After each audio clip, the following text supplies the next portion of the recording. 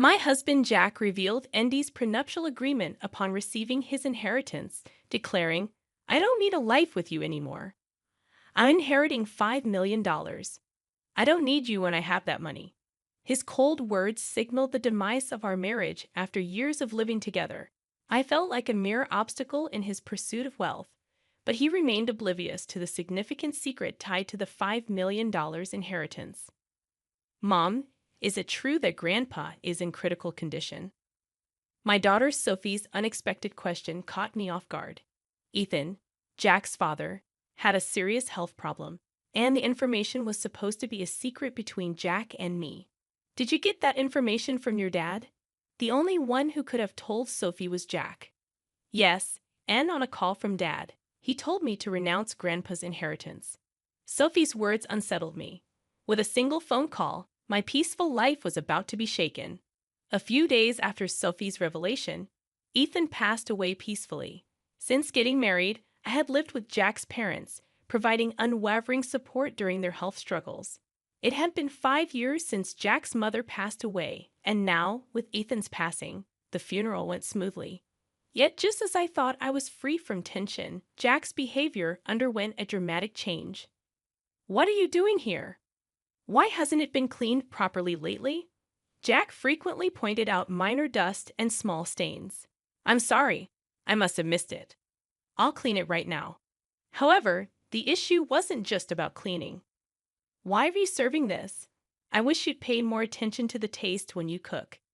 Even the dishes he used to enjoy were now unappreciated. "Is there something bothering you lately?" I gathered the courage to ask, but it only worsened his mood. "It's useless to deny it. To be honest, the food you make isn't good. I've been tolerating it because my parents never complained, but I've always felt its tastelessness deep down." Jack's words pierced my heart, marking the first time he had criticized me so severely. My mom always cleaned and did laundry perfectly, and at mealtimes she cooked with care without cutting corners. "You're nothing like her." I've been patient, but I can't stand it any longer. This was the first time he compared me to his mother and criticized me. All I could do was deeply reflect on myself. "I'm truly sorry. I couldn't have imagined that he valued my cooking so little." Tears started to flow uncontrollably. "Do you think anything will change if you cry? Your tears mean nothing now. Don't show them to me." Jack abruptly stood up, leaving the house and slamming the door behind him. As he walked away, I called out, "Jack, where are you going? Come back." But it seemed he didn't hear me. My mind was in turmoil, unable to comprehend this sudden change. Until a few months ago, we were a couple sharing everything, holding hands, and navigating life's challenges together. I couldn't understand how we had become so distant. And then I remembered. The call from Sophie revolved around Ethan's inheritance. There was a hint of hesitation in Sophie's voice that night. Jack arrived home much later than usual, and I missed the chance to inquire about it. I wondered if Jack had discovered information about the inheritance and chose to keep it to himself. Attempting to approach Sophie, I questioned why they were discussing inheritance while Grandpa was still in good health. Sophie expressed doubts about Jack's actions and mentioned conveying the same concerns to him. Considering Sophie's words about the inheritance falling into her hands if not divided differently, I couldn't help but recall Jack's recent cold behavior towards her. Doubts crept into my mind. Was he planning to take all the inheritance and abandon me? This thought tightened my chest, and tears welled up once again. In my pain, I became acutely aware of the sounds around me. As the room fell eerily silent, the phone rang suddenly, echoing throughout. Though I didn't feel up to answering, considering the importance, I checked the caller ID. It was Jack's name, the same Jack who had left the house earlier. Answering felt tiresome, but I didn't want to face any backlash for ignoring it, so I hesitantly picked up. "What are you doing? Don't keep me waiting.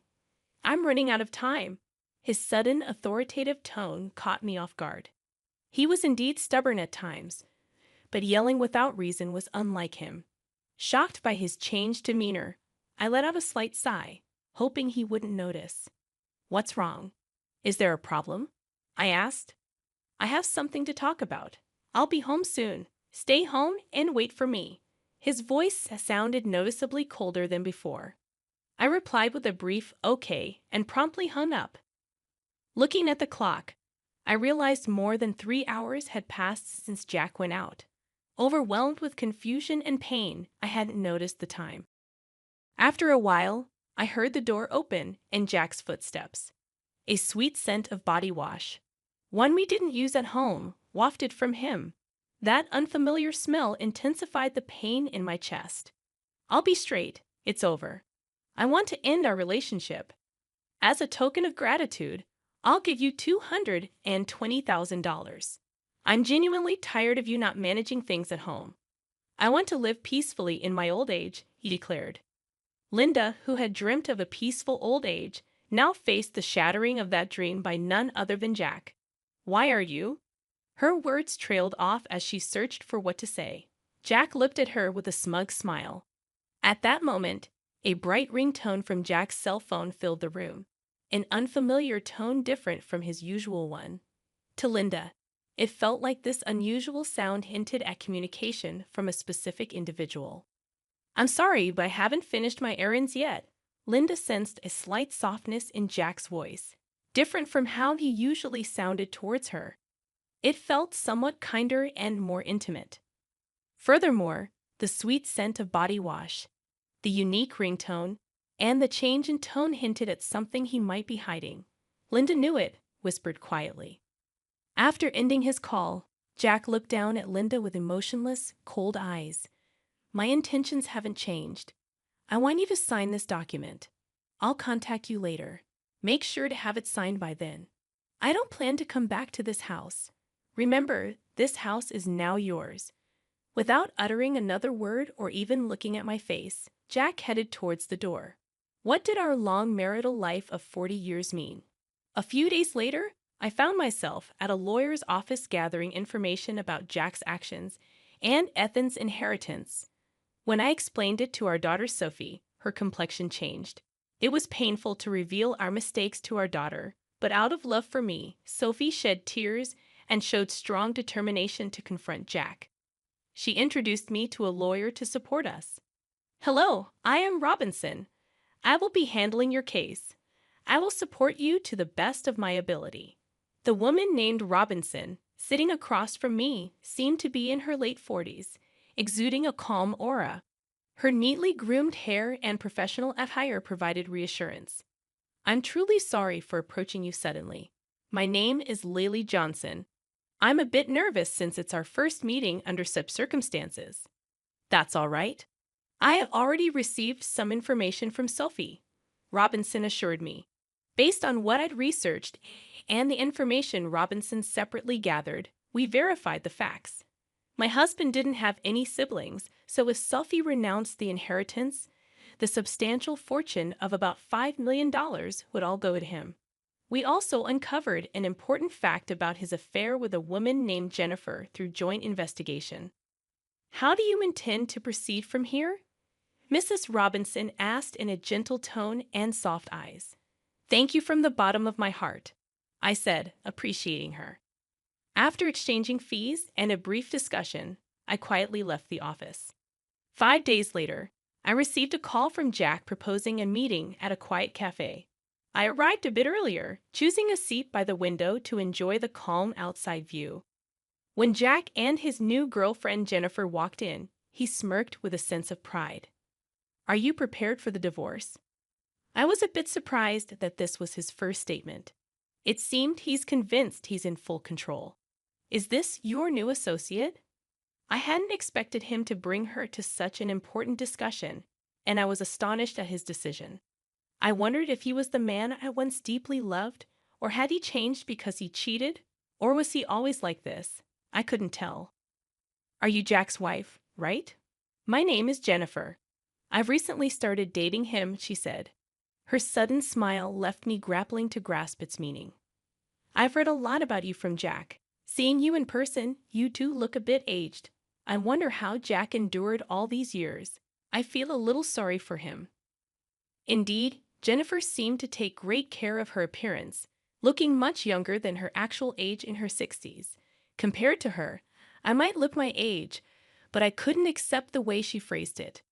Jennifer, it's those tendencies of yours I warned you about. But indeed, if it were me, I would cherish you more, she continued. I know, Linda. I don't want you to overthink it anymore. I just want you to file the divorce papers, Jack interjected. I was taken aback by Jack's expected attitude. Hold on, there's something I want to discuss. A hint of confusion was evident on Jack's face. What are you getting at? Is it all about your father's inheritance? Is that why, after all our years of marriage, you're deciding this? I wanted to know the truth behind all these events. I can't see how my father's inheritance and you are related. That's solely my father's.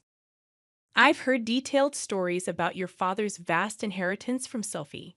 I know how much it's worth. So what? That inheritance isn't for you to take. But I'll answer. Actually, more than the inheritance itself, the end of taking care of my parents is one of the reasons I want to part with you. Just a caregiver role. How had Jack seen me only as a caregiver and not the loving wife I used to be? I didn't even have the energy to cry. Can we speed this up, Jack? I want to start a new life. Besides, have you still not let go of Jack? Don't make me repeat myself. I'm not thinking of a new start with you now. I want you to file the divorce papers.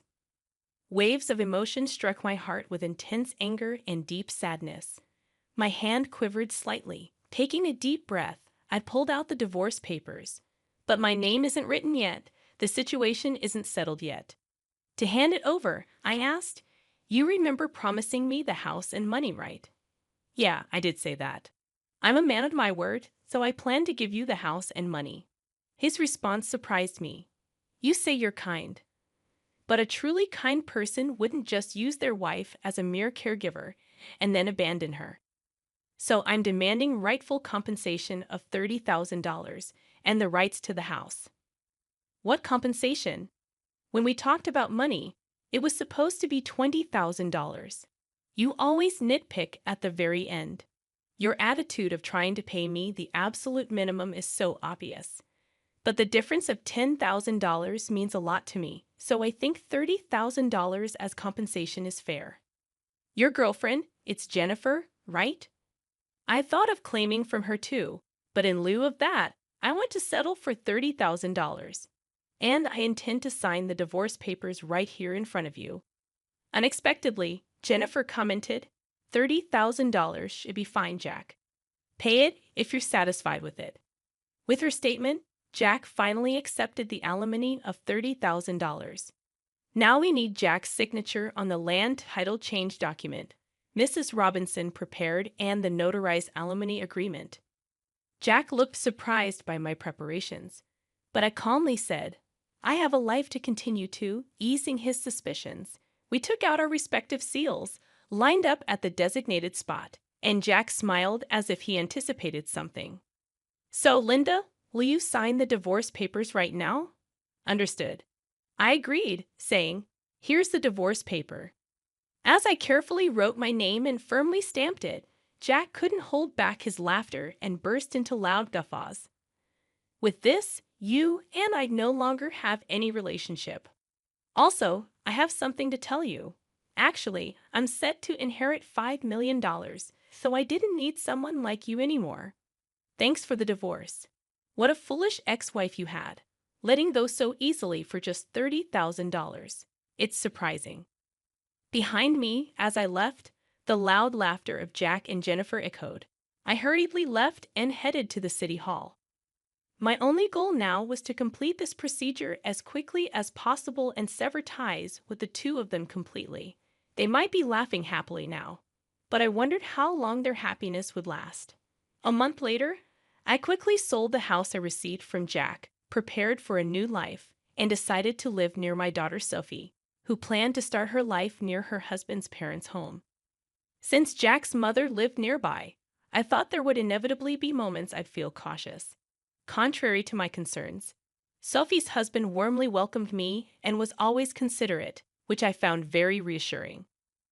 My daughter Sophie seemed angry at Jack's actions at first. But when I told her a certain fact, her expression changed completely, and she smiled brightly. I had a hunch that Jack would soon realize my plan. As proof, I deliberately didn't change my mobile number. The day that intuition became a reality came sooner than I thought. From the afternoon, my mobile rang repeatedly, and sure enough, it was Jack. He called many times, but at first, I purposely didn't answer. After receiving repeated calls, I finally picked up. "Hello, why are you doing this?" I couldn't hide my surprise. "What's the matter?" You called out of the blue, raising your voice. "What's the problem?" "Where are you right now?" I thought he might have visited the house we used to live in. But in reality, that house had already been sold, and the new tenant might have moved in, or it could have become an empty lot. Considering this fact, the image of Jack's panicked demeanor surfaced in my mind, and I felt a little sorry for him. "Since we've decided to divorce, there's no need for you to be involved anymore." "Where did Sophie go?" "I can't find her." It seems he went to Sophie's previous house. Of course, she wasn't there. I managed all the information and procedures related to Sophie's husband's family home, so Jack had no way of knowing. He seems to have hit a dead end and contacted me. Yes, actually, Sophie has moved to a new place. Why didn't you tell me something so important? Moreover, did you know about that too? It seems my husband finally realized the truth. By that, are you referring to the significant hidden debt that Ethan had? Actually, when I investigated Ethan's inheritance in detail, I was shocked by the amount of the inheritance. But at the same time, I found out about a considerable hidden debt. Probably, while he was alive, he estimated he could repay the debt with about $5 million and hid that fact from us. However, he passed away midway through repayment, and the hidden debt was left neglected. And when you officially receive an inheritance, you are also obliged to inherit such hidden debts. Jack was blinded by the allure of easy money and neglected thorough verification and investigation. That was his big mistake. So, I have a question. Did you really know about my dad's debt? Jack asked. Information is easy to come by. It becomes clear to anyone with a little search. That's why I noticed it. I imagined Jack turning red with anger on the other end of the phone. Anyway, what about the promised money? What about the money you intended to return? I had my suspicions, but his real goal was money after all. Besides, about that property. If I had known about my dad's debt from the beginning, I wouldn't have gotten involved at all. I understand how you feel. I thought it deep down, but I chose not to say it. But think about it, putting aside the money issue for a moment. You got to marry a very attractive woman, right? Isn't that pretty lucky? Of course, I don't know if Jennifer chose Jack because of his assets or if it was truly love. As soon as Jennifer found out about my debt, she left me. I thought she would. It's exactly as I expected, Linda. Think about it. How about starting over with me? I feel deceived by Jennifer. I just realized now you're the person I really need. The tone of Jack's voice suddenly dropped and became emotional. I wondered if he had forgotten everything he did to me. I'm cornered. Every day, I'm being rushed by collectors, and the debt I can't repay is piling up. I'm at my limit. I really feel my life is in danger. Help me, please. Even after hearing his desperate plea, I calmly thought, if I were in this situation, would Jack help me? I carefully chose my words and took a deep breath before answering. Right now, I'm living peacefully and am truly satisfied. And in the days to come, I want to live in peace. You might have forgotten, but remember what was said at my response. Jack was momentarily lost for words on the other end of the phone. You mean back then? Yes, exactly, Jack. I'm really grateful that we were able to get divorced. Thank you for giving me a chance to choose a new path. I felt the tremor in Jack's voice and his tears, but for my future, I made up my mind and quietly ended the call. This marked the complete end of our relationship. I don't know how Jack's life is now or how he's repaying his debt, but I hope he's making an effort somewhere. Linda, how about taking a walk outside while looking at the beautiful scenery? Currently, I'm enjoying my days with a wonderful person I met through a hobby in Chicago. He's very warm and always with me, Spending time with him brings me unparalleled happiness.